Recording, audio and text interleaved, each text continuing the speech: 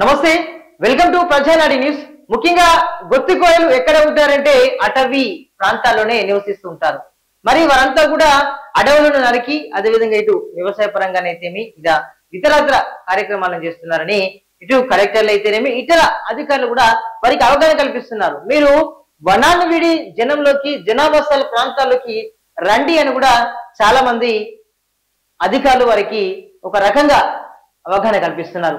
ముఖ్యంగా మనం ఈ వార్తను ఎందుకు చర్చిస్తున్నామంటే, ముఖ్యంగా గొత్తికోయలు ఎవరైతే ఉన్నారో అడవులను వదిలి రోడ్లకు దగ్గరగా రండి అని ఎవరు పిలుపునిస్తున్నారు?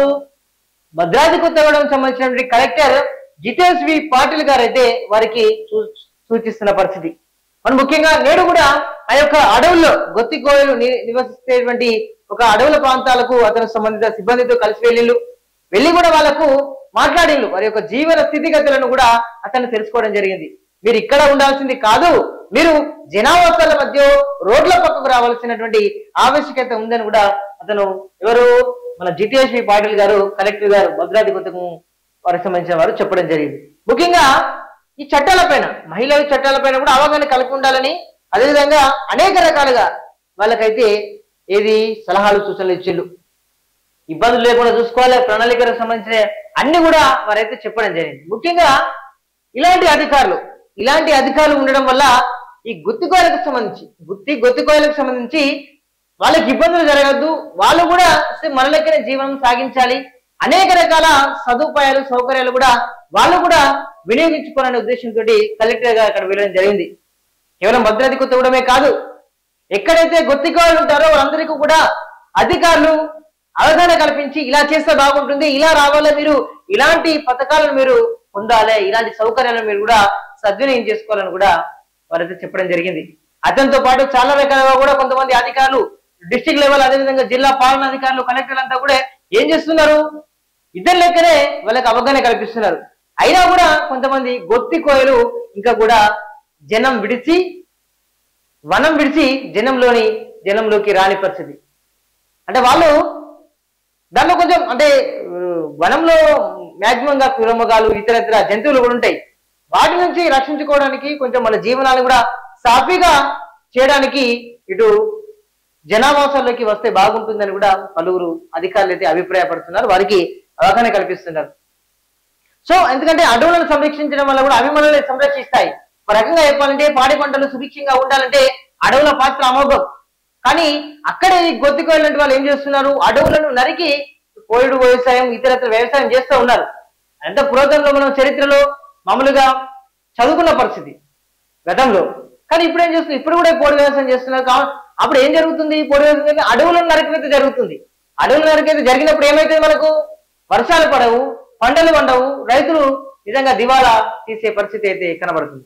సో అదేవిధంగా అడవులను సంరక్షించాలనే ఉద్దేశంతో ఇలాంటి అధికారులు ముందుకు వస్తున్నారు.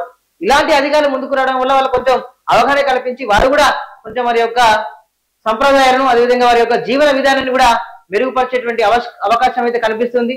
సో ఇలాంటి అధికారులు చేయడం వల్ల కూడా ఒక రకంగా మంచి పాజిటివ్ ఒక రిపోర్ట్ అయితే వస్తుంది.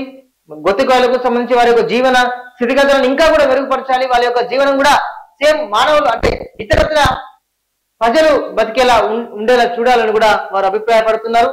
ఇలాంటి గొత్తికోయలకు సంబంధించి ప్రజలకు అంటే అధికారులు అవగాహన కల్పించాలి. వనం నుంచి ఇటు మన జనావాస ప్రాంతాలకు వచ్చేలా చొరవ తీసుకొని అడవులను సంరక్షణకు పాటుపడాలని కూడా పలువురైతే అభిప్రాయపడుతున్నారు. నిజంగా ఈ కలెక్టర్ చేసినటువంటి కృషి ఎన్నలేదని చెప్పుకోవచ్చు. ఎందుకంటే అవగాహన కనిపించి వాళ్ళ వస్తువుల గురించి అనేక రకాలుగా చెప్పారు.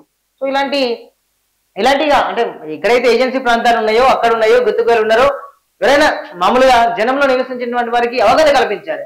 అవగాహన కల్పించి ప్రభుత్వం ఇట్లా ఇస్తుంది, ఇన్ని పథకాలు ఉన్నాయి, ఇట్లా మనం అవలంబించుకోవాలి, ఇట్లా పని ఉన్నది, ఇక్కడ ఉపాధి మార్గాలు ఉన్నాయి చెప్పాలి.